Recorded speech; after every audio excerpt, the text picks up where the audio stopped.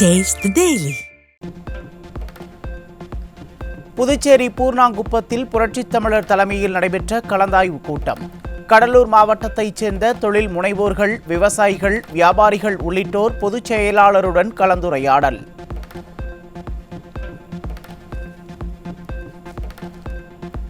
எதிர்கால சந்ததியினரை கருத்தில் கொண்டு தொழில் நிறுவனங்களை மேம்படுத்தவும் குடிமராமத்து பணிகள் செய்ய வேண்டும்.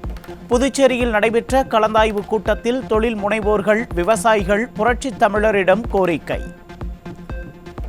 வளர்ச்சி திட்டங்கள் என்கின்ற முறையிலே நிறைய திட்டங்கள் சொல்லுகிறார்கள், பேசுகிறார்கள், எழுதுகிறார்கள், விளம்பரம் செய்கிறார்கள், எல்லாம் நடக்கிறது. அதற்கு தகுந்தாற்போல் அவர்களுக்குரிய ஊடகங்கள், பத்திரிகைகள் எல்லாம்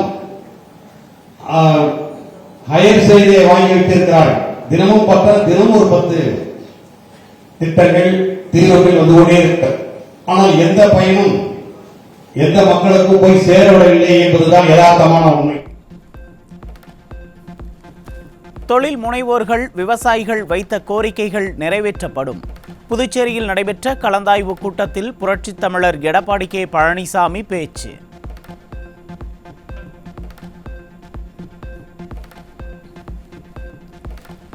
தமிழ்நாட்டில் சட்டப்பேரவை தேர்தலில் வெற்றி பெற்று தனிப்பெரும்பான்மையுடன் அதிமுக ஆட்சி அமைக்கும்.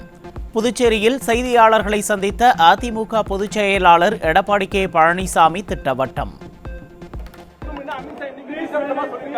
நான் தான் தெளிவா சொல்லிட்டேனே, பெரும்பான்மையுடன் அதிமுக வெற்றி பெற்று ஆட்சி அமைக்கும். நன்றி, வணக்கம். நான் தான் தெளிவா சொல்லிட்டேனே, பெரும்பான்மையுடன் அதிமுக வெற்றி பெற்று ஆட்சி அமைக்கும். நன்றி, வணக்கம்.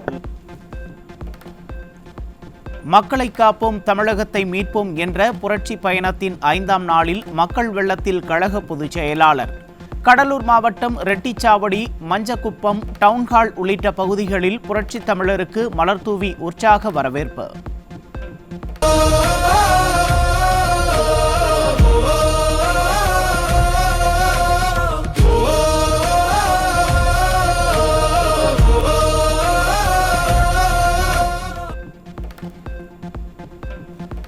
கடலூர் மாவட்டம் ஹோட்டல் உட்லண்ட்ஸ் பகுதியில் நடைப்பயணம் மேற்கொண்ட கழக பொதுச் செயலாளருக்கு வழிநெடுகிலும் உற்சாக வரவேற்பு.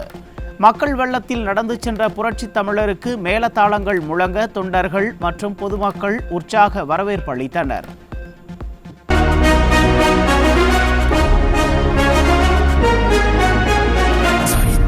நாயகன், சாமானிய நாயகன், தமிழக தாய மீட்க உறுதி கொண்ட ஒரு மகன், அடித்தட்ட பார்த்தவன், அரியணையும் பார்த்தவன்.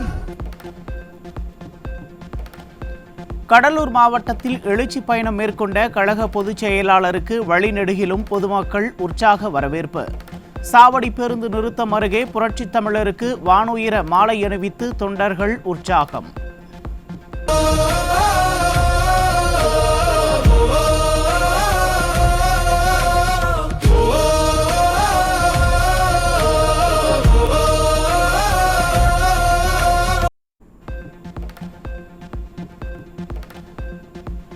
இதேபோல் கடலூர் மாவட்டம் நெல்லிக்குப்பம் பகுதிகளில் புரட்சித் தமிழருக்கு கிரேன் மூலம் வானுயர மாலை அணிவித்து தொண்டர்கள் உற்சாக வரவேற்பு.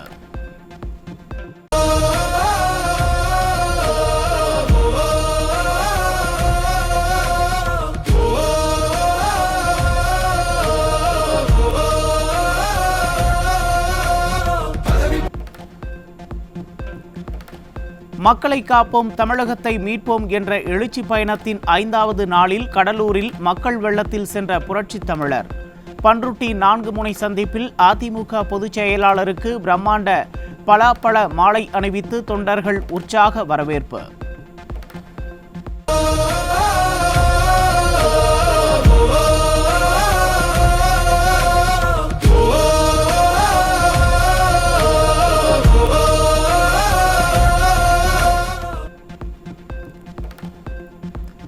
எழுபத்து ஆண்டு காலத்தின் முடிவில் 2021 5,18,000 கோடி ரூபாய் கடன் இருந்த நிலையில் ஸ்டாலினின் 4 ஆண்டு ஆட்சியில் 4,38,000 கோடி ரூபாய் கடன் வாங்கப்பட்டதற்கு கழக பொதுச் செயலாளர் கடும் கண்டனம். ஸ்டாலின் ஆட்சியின் 5 ஆண்டு காலத்தில் பிறக்கிற குழந்தை ஒவ்வொன்றுக்கும் 1.5 லட்சம் ரூபாய் கடன் சுமையை ஏற்றியிருப்பதாக கடலூரில் நடைபெற்ற மக்களை காப்போம் தமிழகத்தை மீட்போம் பிரச்சாரத்தில் குற்றச்சாட்டு. நீங்க தான் அந்த வரி போட்டு அந்த வரியின் மூலமாக அந்த கடனை திருப்பி செலுத்த வேணும். இன்றைக்கு திரு ஸ்டாலின் வருவதற்கு முன்பாக 73 ஆண்டு காலம் எல்லா அரசாங்கம் நடந்தது. காங்கிரஸ் ஆட்சி, திமுக ஆட்சி, அண்ணா திமுக ஆட்சி, மீண்டும் திமுக ஆட்சி, அண்ணா திமுக ஆட்சி, மாறி மாறி ஆட்சி செய்தகள். 73 ஆண்டு காலத்தில் 5,18,000 கோடி தமிழ்நாட்டுடைய கடன் 2021ஆம் ஆண்டு. அதிலிருந்து திரு ஸ்டாலின் முதலமைச்சரான பிறகு இந்த 4 வருஷத்துல கடன் வாங்கினது 4,38,000 கோடி கடன் வாங்கியிருக்காரு. 4 வருஷத்துல 4,38,000 கோடி கடன் வாங்கியிருக்கிறாருங்க. இந்த ஆண்டு 25-26ஆம் ஆண்டு சட்டமன்ற தேர்தல் வருவதற்குள்ள 1 லட்சம் கோடி கடன் வாங்குவதாக திட்டம் தீட்டப்பட்டிருக்கிறது. அப்படின்னா 5,38,000 கோடி 5 வருஷத்துல கடன் வாங்கி இந்தியாவிலேயே கடன் வாங்குதல முதல் மாநிலம். கடன் வாங்குதல இதுக்காக கூட ஆட்சி கொடுத்தாங்க. ஏப்பா இதுக்காக ஆட்சி கொடுத்தாங்க. பிறக்கிற குழந்தைக்கு முதலானது 1.5 லட்சம் கடன். குழந்தை பிறக்கும் போது கடனோடு தான் பிறக்குது. கடலூரில் தானே புயலால் பாதிக்கப்பட்ட முந்திரி பலா விவசாயிகளுக்கு நிவாரணம் வழங்கிய ஒரே அரசு அதிமுக அரசுதான். மீண்டும் பயிர் செய்ய முந்திரி நாத்துக்களை கொடுத்து ஒரு மரத்திற்கு 4,000 கொடுத்து விவசாயிகளை வாழ வைத்த அரசு அதிமுக என கடலூர் மாவட்டம் சீமாட்டி சில்க் சிக்னலில் எழுச்சி பிரச்சாரத்தில் அதிமுக பொதுச் செயலாளர் பெருமிதம். வேளாண் பெருமக்கள் பெரு நஷ்டத்துக்குள்ளாயிட்டாங்க. முந்திரி தோப்பு எல்லா மரமும் உடைஞ்சு போச்சு. பலாமரம் உடைந்து போய்விட்டது. அதற்கெல்லாம் நிவாரணம் கொடுத்த ஒரே அரசாங்கம் அம்மாவுடைய அரசாங்கம். அம்மா இன்றைக்கு அந்த முந்திரி தோப்பிலுக்கு மரங்களை எல்லாம் அகற்ற வேண்டும் என்று விவசாயிகள் கோரிக்கை வைத்த உடனே அந்த மரங்கள் எல்லாம் வெட்டி எடுக்கப்பட்டு, மாமரங்கள்லாம் வெட்டி எடுக்கப்பட்டு நிவாரணம் கொடுத்த ஒரே அரசாங்கம் அண்ணா திமுக அரசாங்கம், அம்மா அரசாங்கம். விவசாயிகள் மீண்டும் பயிர் செய்ய வேணும், அந்த முந்திரி தோப்பை உருவாக்க வேணும். அதற்காக முந்திரி நாத்துகளை கொடுத்து 4,000 ரூபாய் ஒரு மரம் வளர்த்துறதுக்கு ஒரே அரசாங்கம் அதிமுக அரசாங்கம் தான் கொடுத்தது.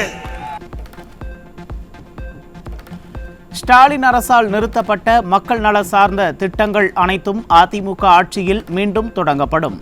தாலிக்கு தங்கம், திருமண உதவித்தொகை உள்ளிட்ட திட்டங்கள் மீண்டும் அதிமுக ஆட்சியில் செயல்படுத்தப்படும் என அதிமுக பொதுச் செயலாளர் எழுச்சி பிரச்சாரத்தின் போது உறுதி.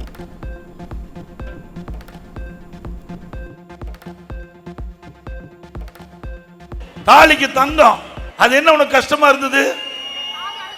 இன்றைக்கு திருமண வயது அடைகின்ற பொழுது பொருளாதார சூழலின் காரணமா திருமணம் தடைபடுகிறது. ஏழை குடும்பத்தில் பிறந்த பெண்கள் உரிய நேரத்தில் திருமணம் செய்ய வேண்டும் என்பதற்காக அம்மா அற்புதமான திட்டத்தை கொண்டு வந்தாங்க. 25,000 50,000 திருமண உதவி திட்டம். தாலிக்கு தங்கம் 1 பவுன் கொடுத்தோம். கொடுத்தீங்களா இல்லையே? சொல்லுமா. இப்ப நிறுத்திட்டாரு. இது நியாயமா? ஏழைகள் என்ன பாவம் செஞ்சாங்க?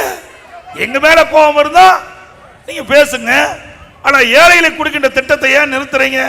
மீண்டும் அம்மாவுடைய அரசு மலர்ந்தா இந்த திட்டம் தொடரும். ஸ்டாலினின் மகன் உதயநிதி துவக்கியுள்ள ரெட் ஜெயிண்ட் என்ற சினிமா கம்பெனிக்கு தான் அனைத்து திரைப்படங்களையும் தர வேண்டும் என மிரட்டுவதாக கழக பொதுச் செயலாளர் எடப்பாடி கே பழனிசாமி கடும் சாடல்.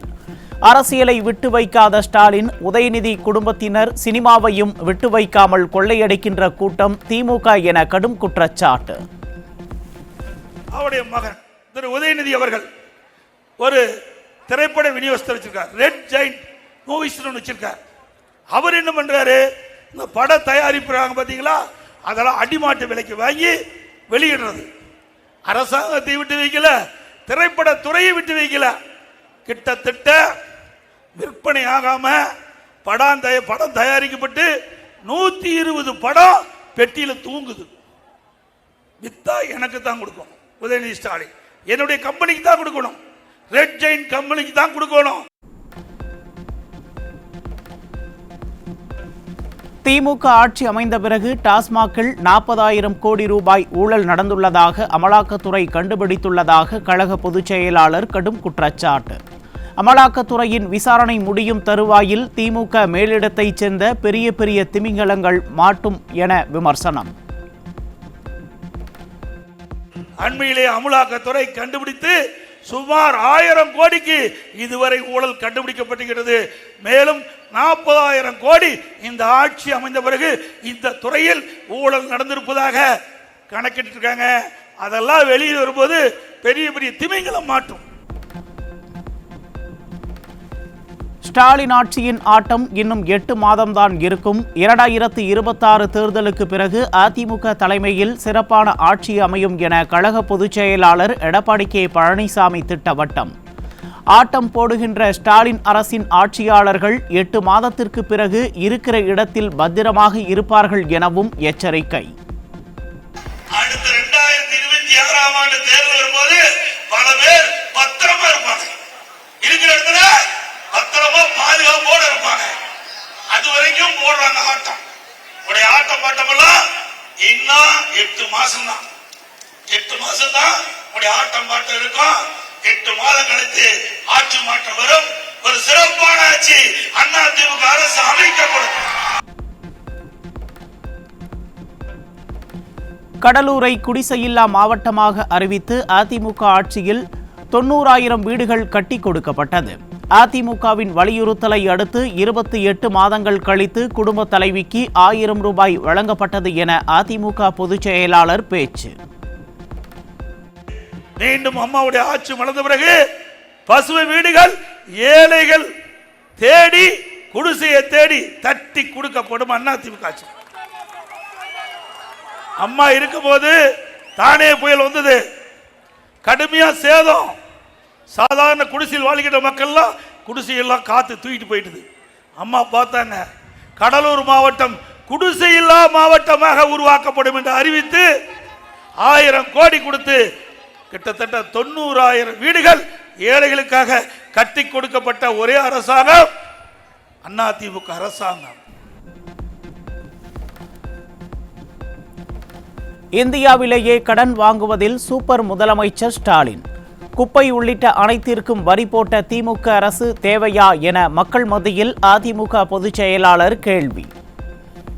கரண்ட் பில் கரண்ட தொட்டா தான் ஷாக் அடிக்கும், கரண்ட் பில்ல கேட்டாவே ஷாக் அடிக்குது. திமுக ஆட்சியில் 52% கரண்ட் பில் உயர்ந்துட்டது. வருஷம் 5% கரண்ட் சார்ஜ் உயர்த்தப்படும் என்று அறிவிப்பு கொடுத்து 2 வருஷமா கரண்ட் சார்ஜ் 10% உயர்த்திட்டீங்க.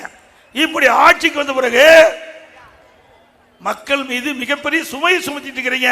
குடிநீர் வரி போதாததுக்கு குப்பை வரியும் போட்டார். குப்பைக்கு கூட வரி போட்ட ஒரே அரசாங்கம் திமுக அரசாங்கம். இந்த அரசாங்கம் வேணுங்களா? மக்களை துன்பப்படுத்துகின்ற அரசாங்கம் தேவையா? குடிமராமத்து திட்டங்களை ஸ்டாலின் மாடல் அரசு கிடப்பில் போட்டுவிட்டது. மக்களை ஏமாற்றி வாக்குகளை பெறுவதில் விஞ்ஞான ஊழல் பெற்ற ஒரே கட்சி திமுகவும் அதன் தலைவரும் தான் என அதிமுக பொதுச் செயலாளர் குற்றச்சாட்டு. இப்போ ஏற்கனவே 100 நாள் வேலை செய்து வந்த அந்த தொழிலாளர்களுக்கு நாட்டில் குறைக்கப்பட்டு 50 நாட்கள் ஆகிட்டார். 100 நாள் கிடைத்திட்டு வந்த அந்த வேலை இப்போ 50 நாள் தான் கிடைக்குது. இதுதான் திமுக. சொன்னதை செய்யவே மாட்டாங்க. மக்களை ஏமாற்றி வாக்குகளை பெறுவதிலே விஞ்ஞான மூளை படைத்த ஒரே கட்சி திமுக கட்சி, திமுக தலைவர். அதிமுக ஆட்சியில் கடலூரில் 18 ஏக்கர் பரப்பளவில் புதிய பேருந்து நிலையம் அமைக்க பணிகள் துவக்கிய நிலையில் அந்த பேருந்து நிலையத்தை விடிய அமைச்சர் தனது தொகுதிக்கு மாற்றியதற்கு கழக பொதுச் செயலாளர் கடும் கண்டனம். திமுக ஆட்சிக்கு வந்தாலே சுயநலமாகத்தான் சிந்திப்பார்கள், மக்கள் நலனை பற்றி கவலைப்பட மாட்டார்கள். புதிய பேருந்து நிலையத்தை கடலூர் நகரத்தில்தான் அமைக்க வேண்டும் என வலியுறுத்தல். கடலூர் நகரத்தில் மாவட்ட ஆட்சியாளர் அலுவலகத்துக்கு அருகில அதிமுக ஆட்சி இருக்கின்ற பொழுது அறிவிச்சவர் MC சம்பத் அவர்கள் அமைச்சராக இருந்த காலத்தில் ஒரு 18 ஏக்கர் நிலத்தை கையகப்படுத்தி பிரம்மாண்டமான நவீன பேருந்து நிலையம் அமைக்கப்படும் என்ற அறிவிப்பு கொடுத்து அரசாணை வெளியிட்டோம். திமுக ஆட்சிக்கு வந்த பிறகு அதை அமைச்சர் தொகுதிக்கு கொண்டு போனதாக பரவலா பேச்சு, வேலை ஆரம்பிச்சிட்டதாக எனக்கு வந்த தகவல். இது கண்டிக்கத்தக்கது. கடலூர் நகரத்தில் இந்த பேருந்து நிலையம் அமைச்சாதான் அனைவருக்கும் நலன். மக்களிடம் ஆசையை தூண்டி வாக்குகளை பெற ஸ்டாலின் செய்கின்ற சூழ்ச்சிதான் உங்களுக்கு ஸ்டாலின். எப்போதும் மக்களுடன் இபிஎஸ் என அதிமுக பொதுச் செயலாளர் எழுச்சி பிரச்சாரத்தின் போது பேச்சு. மக்களுக்கிட்ட ஆசை தூண்டி வாக்குகளை பெறுவதற்காக திரு ஸ்டாலின் செய்கிற சூழ்ச்சி என்பதை இந்த நேரத்தில் தெரிவித்து, இவர் உங்களுடன் ஸ்டாலின், நாங்கள் எப்பொழுதும் மக்களுடன் இபிஎஸ் என்பதை தெரிவித்துக் கொள்கிறேன்.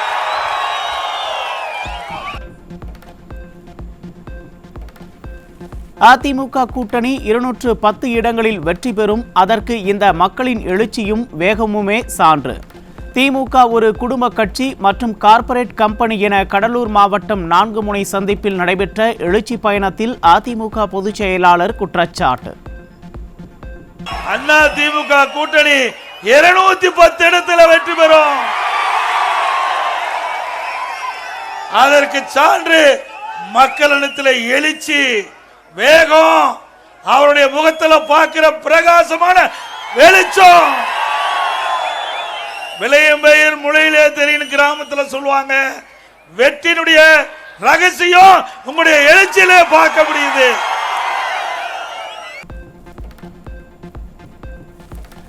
திமுகவின் குடும்ப ஆட்சி மற்றும் வாரிசு அரசியலுக்கு 2026 சட்டமன்ற தேர்தலில் முடிவு கட்டப்படும்.